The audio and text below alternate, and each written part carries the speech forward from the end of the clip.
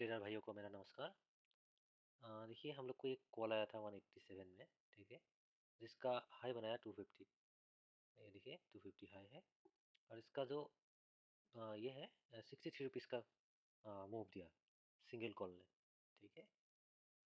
मैं ज़्यादा लंबा नहीं करूँगा, मैं आज का प्रॉफिट दिखाऊंगा। बस प्रॉफिट तो बहुत छोटा मोटा है, तीन ट्रेड लिया था, दो में लॉस हुआ, एक ही में प्रॉफिट हुआ।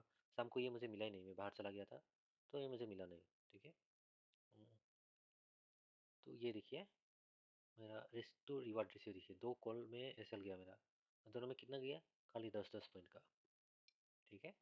ये और ऊपर गया था, ठीक है, 222 और समथिंग गया था, मतलब 40 पॉइंट्स मूव दिया था इसने, ठीक है सुबह ही।